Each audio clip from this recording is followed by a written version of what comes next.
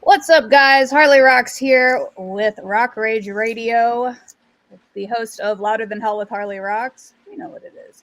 We are here with Modern Mimes. This is your Wild Side interview with me.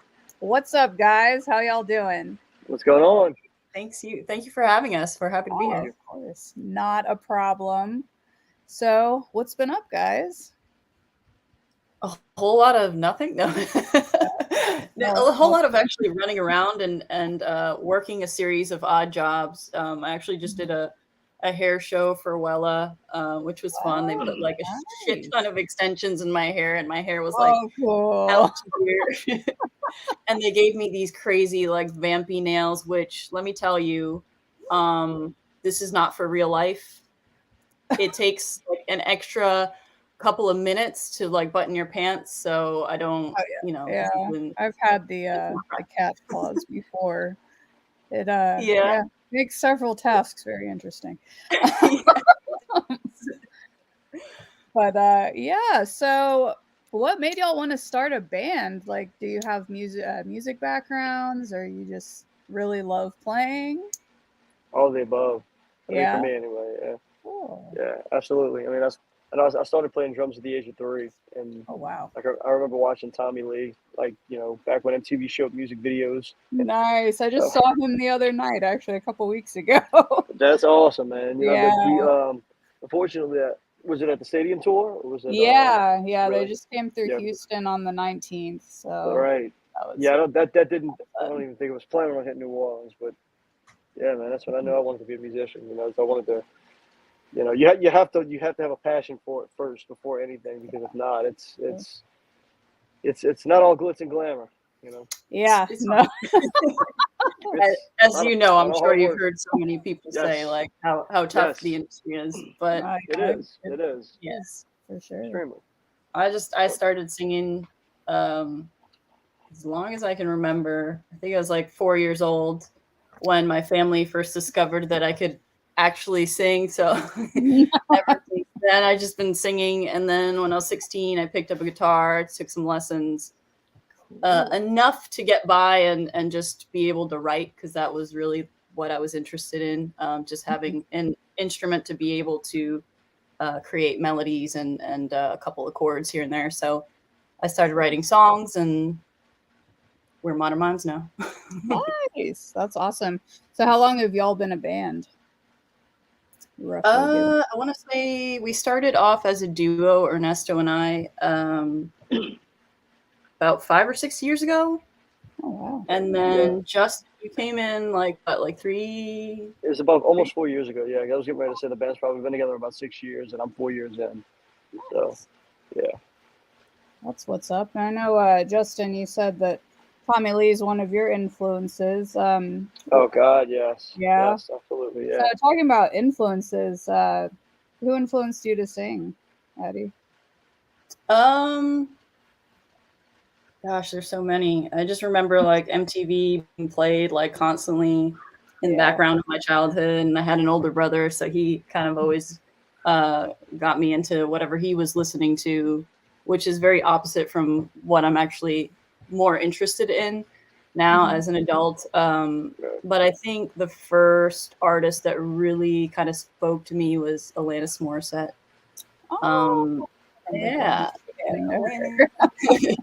Yeah, I just like really gravitated to that raw, emotional, vulnerable style of writing, for sure. Yeah.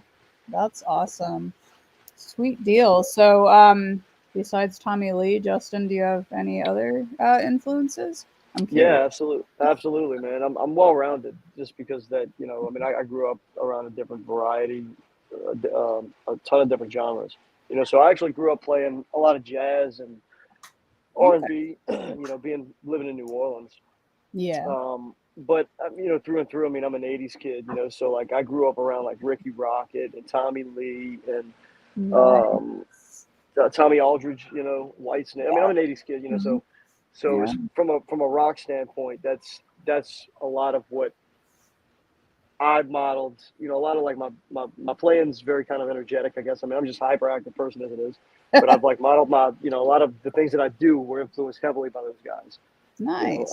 But as far as like from the jazz background, Buddy Rich, obviously, Gene Krupa, stuff like that. So a lot of cats that a lot of today's generation really doesn't have a lot of knowledge of. That's awesome. Yeah, there's a lot of great 80s drummers for sure. Yeah. Yes. So y'all have a total of 2 albums, and I know I'm just looking at Apple Music here. Y'all got a bunch of EPs. One which just released. Yeah. Oh, there's 3. There's 3. Yeah, I was about to say, damn, what the heck? Okay, so Apple Music is a little behind because it's only showing me like 2.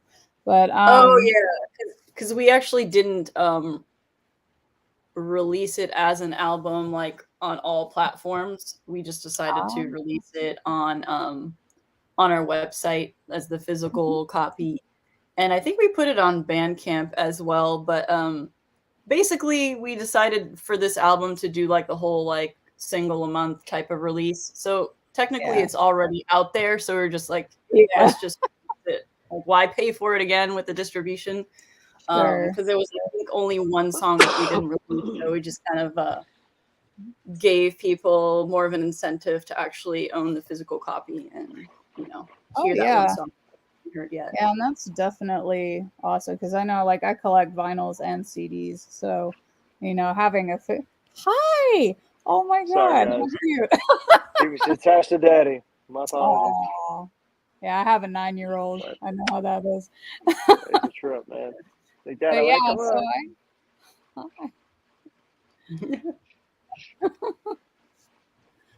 But yeah, so I had a chance to listen to your newest single, "Down and Dead," right? That was released at the end of May. Yes. So yeah, that I love the sound of that. Is like so different from anything I've heard like at all right now. So it's like, man, what inspired you to write that write that type of song, or the type of sound that you guys have? Well, that song in particular, I wrote first. I wrote the melody and the lyrics first, and then we got in the studio, or Ernesto and I kind of played with the musical part, which is always kind of, I feel like it's more challenging that way, as opposed to like him coming up with the music and then sending it to me and then I write the vocals on it. So that I feel like that song was kind of in the works for over a year, and just all the elements coming together was really nice to hear it actually unfold in the way that I heard it kind of in my head. But there's like the hand claps in the beginning that it was like a producer thing, and I was like, I don't know, I don't like it, but whatever. But it definitely grew on me, and it's kind of catchy now listening back at it. But I've always kind of struggled with depression, and that was pretty much just kind of what flowed out of me. When I write, it's very just kind of intuitive, and I don't really force it. I just kind of wait until the gods of songwriting decide to strike me, and I just let it out. And it's just what came out one day, and I think I wrote it. I might have wrote it in one day or 2 days. Lately, I've been just kind of like, when I get the inspiration and it comes out, it usually comes out pretty quickly. So, oh wow. So yeah, definitely just kind of going through the motion of depression and just kind of that internal battle, but also kind of reaching out to that higher power, almost as if that higher power is like speaking to you, just telling you, like, just don't give up and have faith that things will get better. Oh, definitely. And so how well has that new track been received by all your fans? I think good. It's been pretty receptive, man. I'll tell you, the filming process of that was definitely reminded me of how old I was, because Ani had me bent over and she had me bent into several shapes that I didn't even know existed. Oh wow. So it was like, oh, Justin, hey, look, bend your back this way and put your leg over the front of your head. So like at one point, I look like some shit out of like this vampire movie where like my Oh back wow. legs are like in front of me, and I'm just like, dude, how long is this gonna take? Why is Ernesto watching me? Like, what did I do? Yeah, we put Justin in all the uncomfortable positions because That, I don't know why you got that Uncomfortable role. would have been a blessing. Uncomfortable would have been a blessing. At one point, I've heard a couple of snaps. I don't even know where they came from. Is this like, oh shit? I wasn't even sure if that was gonna work, but yeah. I noticed a couple of them didn't. I was like, wait a minute, I was in a way worse position than that. Yeah. Oh, Yeah, man. so basically for those who haven't seen the video for Down and Dead, we Or did it or the in a Seven Dust studio. cover. That Or whole the Seven Dust trip was like shit. That whole thing. We Oh kind of wow. put you in some uncomfortable positions there too. Like we had a plastic Yeah. over his head and like a fog machine within the Yeah. plastic, and he's like, "Okay, I can't breathe now." Like, Wow. I can't breathe. And Roberto's just like, just hold it 15 more seconds. And I'm like, I can't breathe. Oh damn. So like when I rip it open, that's actually real. Like I was gasping for air. Oh damn. Wow. That made the whole video though. That's my favorite. That entire video shoot was like doomed from the beginning. And when we have another time, we'll have to go further into detail on that. But Right. it was a mess, man. It was Oh, like, yeah. but the end result's incredible. So, Dang. That's yeah. awesome. So yeah, I also noticed you'll have a cover song on your 2018 album. So how is that doing a cover as opposed to doing an original song? Ooh, well, covers for me, it's like it's kind of a nice little fun escape from doing your own originals, which I'm always very, very vulnerable in my writing. So sometimes it can be overwhelming bringing up those emotions and feelings night after night. So having a cover is kind of a fun escape for them to just have a little bit more fun with it, I guess, and not be so vulnerably involved. But at the same time, I think we all collectively like to inject ourselves in the cover and make it very much our own. Oh yeah. Yeah, so it's like it takes on a whole new meaning. So it's like you can still be vulnerable even with the words that you didn't write. You just connect with them in Oh, your own way. definitely. Yeah, and Mhm. I here in Houston, I work closely with one of the top cover bands in the city. They're actually the twice voted best cover band. But so I know how that is, like, because they're in the process of taking on these new covers, but they want to, to make the aspect of like making it their own too. So I know exactly what you're talking about. There's a band called Our Last Night who does exactly, kind of what you guys did, where it's a cover, but it doesn't at first maybe necessarily sound like it, but it's like a more metaled out version of like, you know, some of the pop songs like, Running Up That Hill that came out from Stranger Things and stuff. Right. So, but I really love what you guys did with that song because funny story is actually my friend's band, they would invite me on stage and we'd actually cover that song back Oh, like, really? yeah, like No 2015. Yeah. That was the first song I learned how to do low growls on. So I was like, that's awesome that y'all do that though. I love Cool. that song. Yeah, it does Awesome. sound awesome. So any plans for maybe another cover? Hmm. Maybe? There's this song that I've been wanting to do for the longest time, but I'm not sure how we would execute it. But I think eventually we will probably do that song. Justin, I don't even think you know what song it is, but it's Probably not. actually it's a reggae song. It's actually a reggae song, but that's all I'm gonna give away. Ah, cool. We were working on something a while back that was something totally out of our element too. But Mhm. I don't even think we ever finished. I know vocals never got put on it, but I don't know if the music ever did get done. But it was like something way out of left field, like Very way much out so. of like 19 50s out of left field. Oh wow.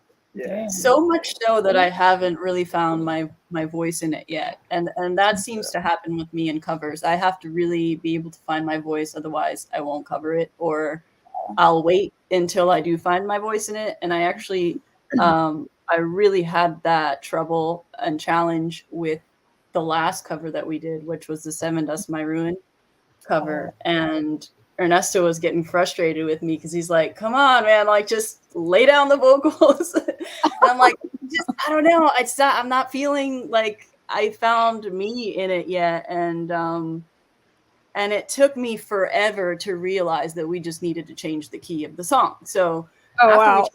I'm like, that's it. And then once we changed the key of the song, it worked.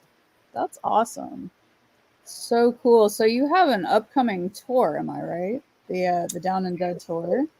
Yes. Awesome. We go out with Raina Z will be coming out with us, and I think that starts September 20th, 21st. I think September 21st, and it starts in North Carolina. Yep. Cool. So how do you like touring as opposed to, I mean, obviously it's a lot better than playing just a local show, right? You get All to the time. get out there, get out to the fans, and yeah. Yep. Yeah.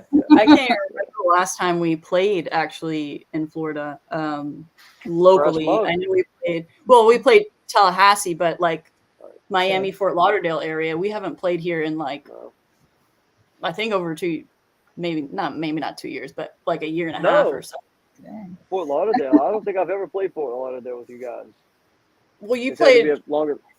I think it was Riptide Festival. I think that was That's the last right. one. Like that's right. That's right. More than That's 2 right. years. You're right. It's been You're quite right. a few years since we played That's locally. right. But I forgot about that. Yeah. Oh god, that was miserable. The load in. oh yeah. Oh my god, the load in was miserable. And the heat. Great It's oh yeah. Great festival. But touring's a dream. Like I love touring.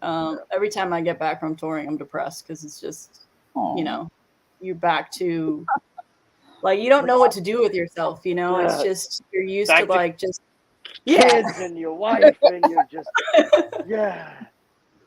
I feel like I'm thinking about a lyric from an Eminem song now. Back to reality. Yeah. Oh, there comes gravity, boy. But the weird thing is that I think, and I'm going to speak for most artists and musicians out there, and I could be wrong, but I think for the most part, that feels like reality to us. So then we come back to a world that's not reality for us, and we feel very out of place and out of touch with life, basically. But you kind of learn to work with it, I guess. Adapt as you may. So talking about touring, you guys have any crazy tour stories for me? I'm sure we have a few. We don't? What's the last ridiculous thing that's happened? Oh man. God, I don't know. I mean, collectively or just bottom line? Because I mean, I could tell you some stuff that you may not want to air. Well, I mean, one of the bands I interviewed before said that they got invited to a Vampire Coven orgy, I think it was. So it can't be as bad as that. Well, they were in New Orleans. Huh? Yeah. Right. I think the weirdest thing that's happened to me, like now that you bring up the whole orgy thing, was we had this one fan that made me like us a little. What was that? That's just an example of like one of the other bands. I mean, but hey, yeah, this is news to me. So go ahead. I have to hear this shit. Well, no, it was remember our Justin. I know you know our fan that became a little bit stalkery.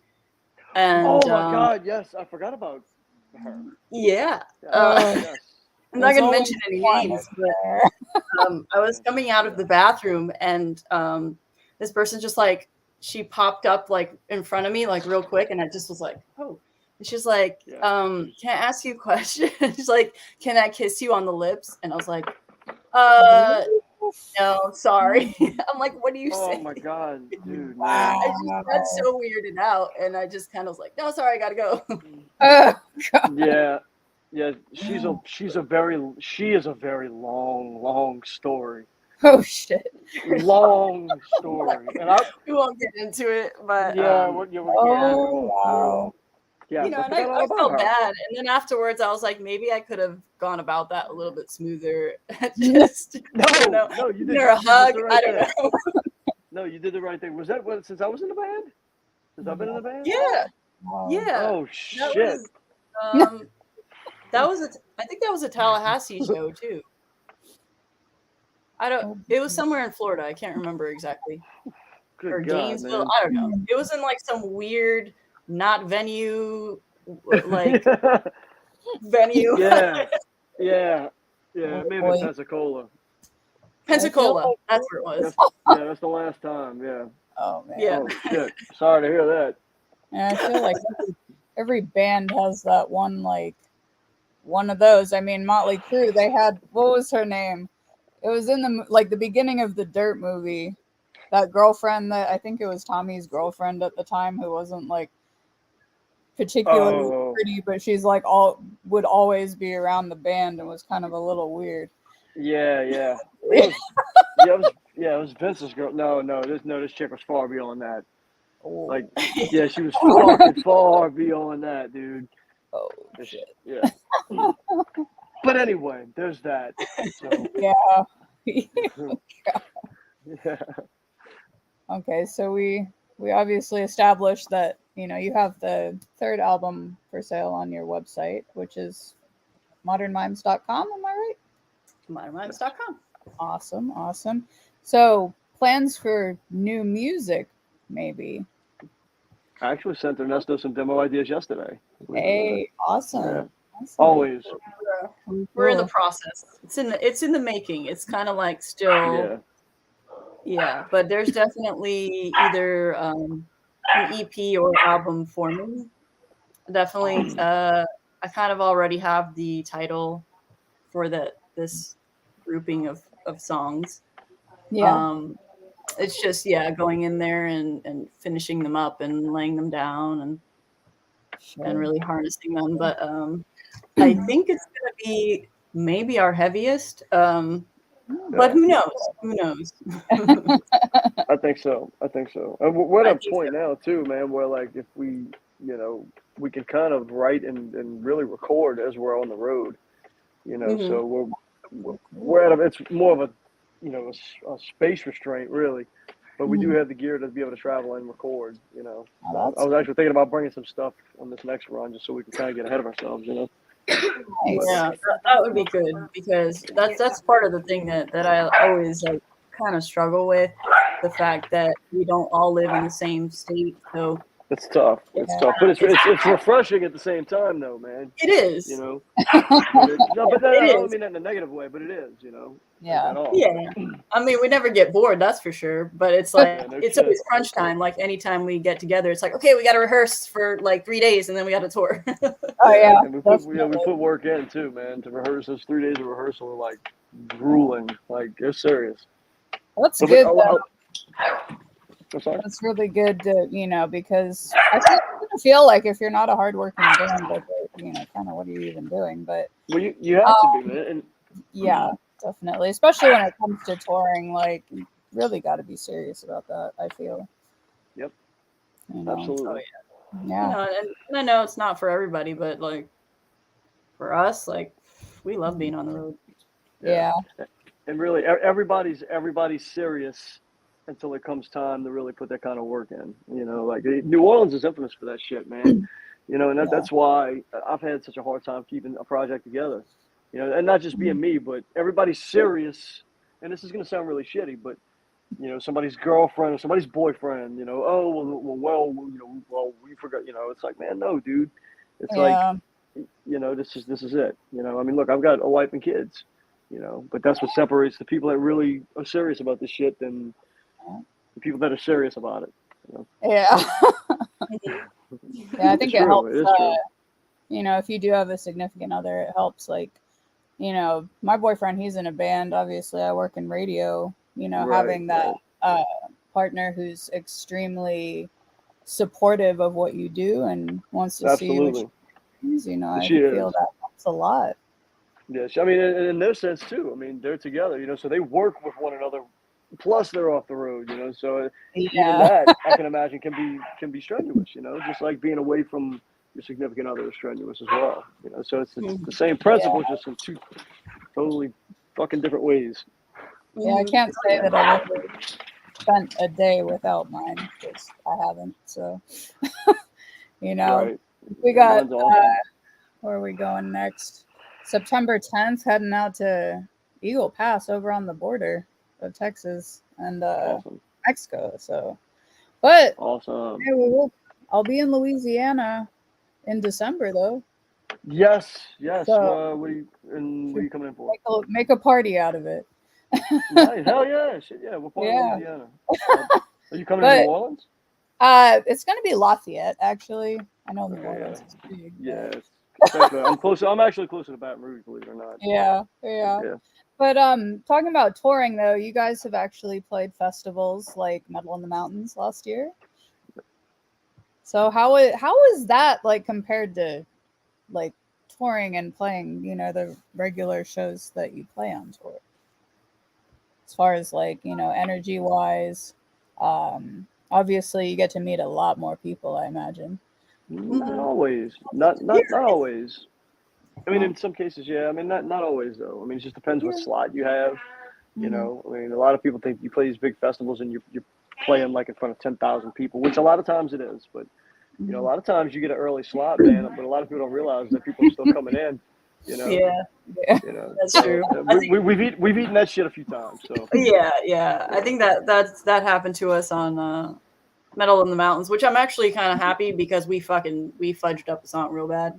nobody would have known her. That's no one went. We went and watched the footage. It was not what you think it was. Which I take full responsibility because it was my fault. I lost myself in the song and